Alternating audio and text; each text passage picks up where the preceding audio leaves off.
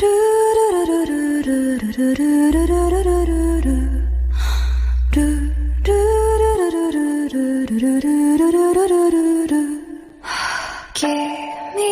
中にある赤と青き線それらが結ばれるのは心の像ഹലോ welcome back to my channel. അപ്പോൾ നിങ്ങൾക്ക് ഇന്ന് ഞാനൊരു സംഭവമായിട്ടാണ് വന്നേക്കുന്നത്. നമ്മൾ കഴിഞ്ഞ ദിവസം ഒരു ഷോർട്ട് ഇട്ടപ്പോൾ അതിനകത്ത് വന്നിട്ടുണ്ടായിരുന്ന കമൻസ് ആണ്. 2 കുട്ടികൾ ചോദിച്ചിട്ടുണ്ടായിരുന്നു പെൻ ഹോൾഡർ ചെയ്യുമോ എന്നുള്ളത്. എന്തായാലും എല്ലാവർക്കും എസെൻഷ്യൽ ആയിട്ടുള്ളൊരു കാര്യമാണല്ലോ ഈ പെൻ ഹോൾഡർ എന്ന് പറയുന്നത്. പക്ഷേ നിങ്ങൾ ചോദിക്കുമ്പോഴും എനിക്ക് നിങ്ങൾക്ക് എന്തെങ്കിലും വെറൈറ്റി ആയിട്ട് എന്തെങ്കിലും ചെയ്തു തരണമെന്നുണ്ട്. പക്ഷേ നോർമൽ പെൻ ഹോൾഡറാണ്, പക്ഷെ നമ്മൾ അതിനകത്ത് കുറച്ച് ഒരു സ്പെഷ്യലായിട്ട് കുറച്ചൊരു സംഭവം കൂടെ ആഡ് ഓൺ ചെയ്തിട്ടുണ്ട്. അപ്പോൾ നിങ്ങൾക്ക് കാണുമ്പോൾ എന്തായാലും മനസ്സിലാവും. ഞാനിവിടെ സെലക്ട് ചെയ്തേക്കുന്നത് 12x12 സൈസിലുള്ള കാർഡ്ബോർഡ് പീസസ് ആണ് എടുത്തേക്കുന്നത്. അതായത് എനിക്കൊരു വലിയ സൈസ്, അതായത് ഒരു മീഡിയം സൈസ് ഓഫ് ബോക്സ് ആയിരുന്നു വേണ്ടത്. അപ്പോൾ നിങ്ങൾക്ക് എങ്ങനെയാണോ ആവശ്യമുള്ളത് അതുപോലെ നിങ്ങൾ എന്ത് ചെയ്യുക, കട്ട് ചെയ്തെടുക്കുക കേട്ടോ. ഇപ്പോൾ സ്ക്വയർ ഷേപ്പിൽ ചെയ്യാനായിരിക്കും ഞാൻ കൂടുതൽ പ്രിഫർ ചെയ്യുക. നിങ്ങൾ ഇപ്പോൾ ഞാനിപ്പോൾ ചെയ്യുമ്പോൾ നിങ്ങൾക്ക് ഫൈനൽ ഔട്ട്പുട്ട് കാണുമ്പോൾ എന്തായാലും മനസ്സിലാവും ഇതിൻ്റെ സൈസ് എത്ര ഉണ്ടാവും എന്നുള്ളത്. പിന്നെ ഓൾസോ ഞാൻ ഈ പറയുന്ന സൈസിൽ നിന്ന് ചിലപ്പോൾ നിങ്ങൾ ഒട്ടിക്കുന്ന രീതിയിൽ ചിലപ്പോൾ വേരിയേഷനൊക്കെ ഉണ്ടാവും. അപ്പോൾ അതിനനുസരിച്ച് നിങ്ങളൊന്ന് കട്ട് ചെയ്ത് മാറ്റുക കേട്ടോ. അപ്പോൾ ഞാൻ പറയുക, നിങ്ങൾക്കിപ്പോൾ 3 സൈസ് വേണ്ടാന്നുണ്ടെങ്കിൽ നിങ്ങളൊരു കാര്യം ചെയ്യുക, 9x9 എടുത്ത് ചെയ്യാൻ നോക്കുക. ഇല്ലയെന്നുണ്ടെങ്കിൽ 10x10. നിങ്ങൾക്ക് ഫൈനൽ ഔട്ട്പുട്ട് കാണുമ്പോൾ ഈ ഒരു ബോക്സിൻ്റെ ഒരു ഏകദേശം സൈസും കാര്യങ്ങളൊക്കെ ഒരു ഐഡിയ കിട്ടും കേട്ടോ, കാണുമ്പോൾ മനസ്സിലാവും. അപ്പോഴത്തേക്കും നിങ്ങൾ എന്ത് ചെയ്യുക, 9x9 കൂടുതലും നല്ലതായിരിക്കില്ല എന്നുണ്ടെങ്കിൽ 10x10 ഓവർ സൈസ് വേണ്ട എന്നുള്ളവർക്ക് അത് ഇച്ചിരി നല്ലൊരു സൈസായിരിക്കും. പിന്നെ ഓൾസോ നമ്മുടെ ഉള്ളിൽ ഞാൻ പാർട്ടീഷൻ ചെയ്യാൻ വേണ്ടിയിട്ടാണ് 6x12 2 എടുത്തിട്ടുള്ളത്. അപ്പോൾ നിങ്ങൾക്ക് ചിലർക്ക് എന്താണ് ഉള്ളിൽ പാർട്ടീഷൻ വേണ്ട, സിംഗിൾ ബോക്സ് അല്ലെങ്കിൽ സിംഗിൾ പെൻ ഹോൾഡർ മതി എന്നുണ്ടെങ്കിൽ അത് ചെയ്താൽ മതി. മനസ്സിലായോ? അത്രേ ഉള്ളൂ. പിന്നെ ഞാൻ പറഞ്ഞ ട്വിസ്റ്റ് ഇവിടെയാണ് വരുന്നത്. നമുക്ക് ജേർണലിംഗ് ഞാനിതിനകത്ത് ആഡ് ചെയ്യുന്നുണ്ട്. നമ്മുടെ ചാനൽ മെയിൻലി ജേർണലിംഗ് ആണല്ലോ ഫോക്കസ് ചെയ്യുന്നത്. അപ്പം ഞാൻ ഓർത്ത് നോക്കി പെൻ ഹോൾഡറിൽ എന്തുകൊണ്ട് ജേർണലിംഗ് ചെയ്തുകൂടാ. ഞാൻ അങ്ങനെ സത്യം പറഞ്ഞാൽ ഞാൻ ഇന്നേ വരെ ഇങ്ങനൊരു സംഭവം കണ്ടിട്ടില്ല. അപ്പോൾ ഞാൻ വിചാരിച്ചു ഓക്കെ അങ്ങനെ ചെയ്ത് നോക്കാം എന്നുള്ളത്. പിന്നെ ആരെങ്കിലും ചെയ്തിട്ടുണ്ടോ എന്ന് എനിക്ക് സത്യം പറഞ്ഞാൽ അറിയില്ല. ഞാൻ എന്തായാലും ഇത് ഞാൻ ഇവിടെ നിന്ന് കോപ്പി അടിച്ച ഐഡിയ ഒന്നുമല്ല, ഞാൻ സ്വന്തമായിട്ട് എനിക്കിങ്ങനെ മൈൻഡിൽ വന്നൊരു ഐഡിയ ആണ്. അപ്പം ഞാൻ തന്നെ അങ്ങ് ചെയ്യുമായിരുന്നു. പിന്നെ ഇവിടെ കുറച്ച് ബ്ലാങ്ക് സ്പേസ് ഒക്കെ കണ്ടപ്പോൾ ഞാൻ കുറച്ച് കോഡ്സൊക്കെ അതൊക്കെ കോപ്പി ചെയ്തിട്ടുണ്ട് കേട്ടോ. കോഡ്സൊക്കെ എടുത്തിട്ട് അതങ്ങ് ആഡ് ചെയ്യാണ്. നമ്മൾ വരച്ച പിക്ചർ തന്നെയാണ്. അപ്പോൾ നിങ്ങൾക്ക് ജേർണലിംഗ് സ്റ്റിക്കർ ഇല്ലയെന്നുണ്ടെങ്കിലും ചെയ്യാൻ പറ്റും. പിൻട്രസ്റ്റിൽ നിന്നോ ഗൂഗിളിൽ നിന്നോ ഏതെങ്കിലും നല്ല പിക്ചേഴ്സ് നിങ്ങൾക്ക് ഇഷ്ടപ്പെട്ട സെലക്ട് ചെയ്തിട്ട് അത് കളർ ചെയ്ത് ഔട്ട്ലൈനൊക്കെ കൊടുത്തെടുക്കുമ്പോൾ സെറ്റായിരിക്കും. അപ്പോൾ പിന്നെ ഞാൻ പറയുന്ന ഒരു സജഷൻ എന്ന് പറഞ്ഞാൽ, നിങ്ങൾ മെയിൻലി ഈ എസ്തെറ്റിക് ക്യൂട്ട് പിൻട്രസ്റ്റി അങ്ങനത്തെ സാധനങ്ങളൊക്കെ ഇഷ്ടപ്പെടുന്ന ആളുകളായിരിക്കുമല്ലോ. ഇപ്പോൾ എല്ലാവർക്കും അത് തന്നെയാണ് ഇഷ്ടം. അപ്പോൾ നിങ്ങൾ മെയിനായിട്ട് ശ്രദ്ധിക്കേണ്ട ഒരു കാര്യം എന്ന് പറഞ്ഞാൽ പേസ്റ്റൽ കളേഴ്സ് ചൂസ് ചെയ്യാം.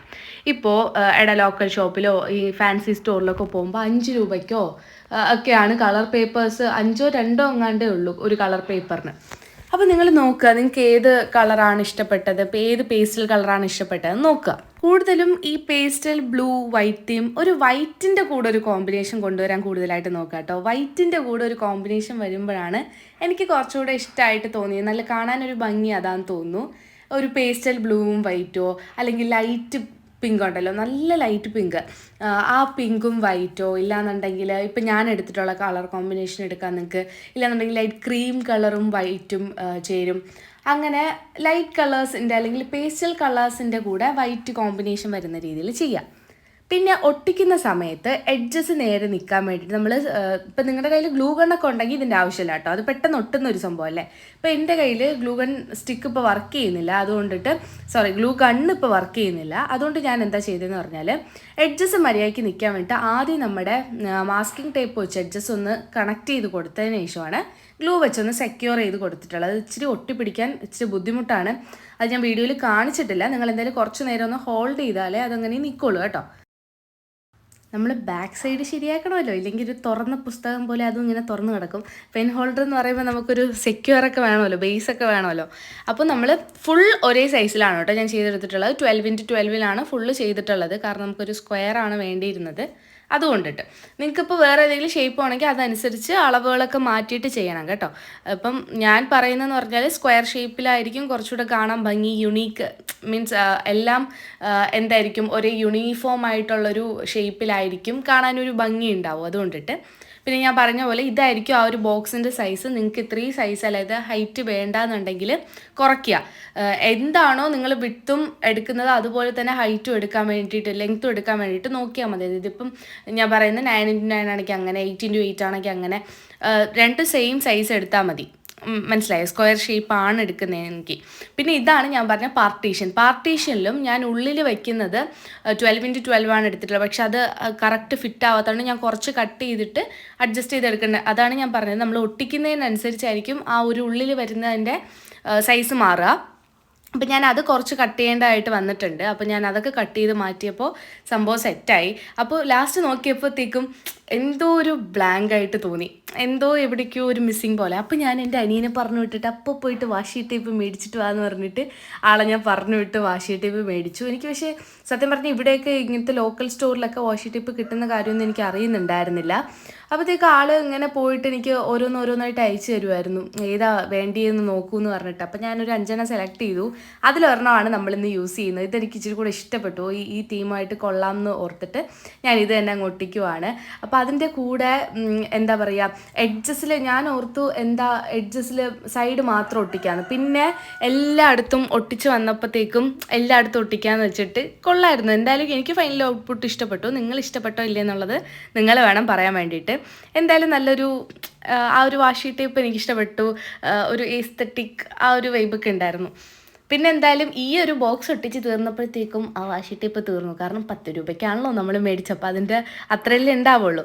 അപ്പം എന്തായാലും ഇത് ഓക്കെ ആയിരുന്നു, നല്ലൊരു വാഷി ടേപ്പ് ആയിരുന്നു. 10 റുപ്പീസിനൊന്നും ഞാൻ ഇതുവരെ കണ്ടിട്ടില്ല കേട്ടോ വാഷി ടേപ്പ് ഒന്നും. അപ്പം സംഭവം എന്തായാലും ഒട്ടിച്ച് വന്നപ്പോൾ ഫൈനൽ ഔട്ട്പുട്ട് എനിക്ക് എന്തായാലും ഇഷ്ടപ്പെട്ടു. നിങ്ങൾ ഒന്ന് ട്രൈ ചെയ്ത് നോക്ക്.